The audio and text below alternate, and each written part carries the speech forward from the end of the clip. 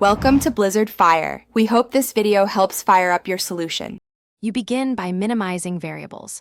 Move closer to the source and remove obstructions, because Bluetooth degrades with distance and walls.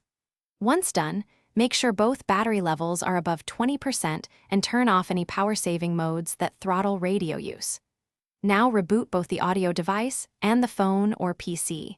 This clears temporary driver or firmware states. This quick preparation eliminates half the common causes and gets you into the actionable troubleshooting flow immediately.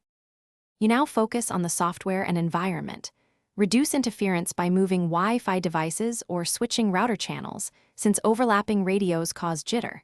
Then change the Bluetooth codec or select a higher sample rate. This improves audio buffering and fidelity. On a computer, update the Bluetooth driver and disable unnecessary audio profiles so the system prioritizes the headset stream.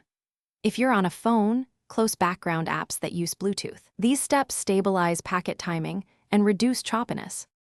You finish by clearing pairing state. Forget the accessory on your host and repair from scratch, because stale profiles can cause fragmentation.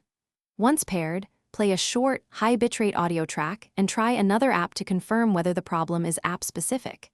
If choppiness remains, perform a factory reset on the headset or dongle and test with a different host to isolate hardware.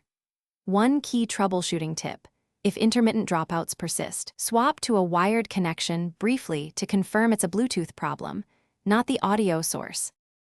Thanks for watching. If you found this helpful, don't forget to like and subscribe.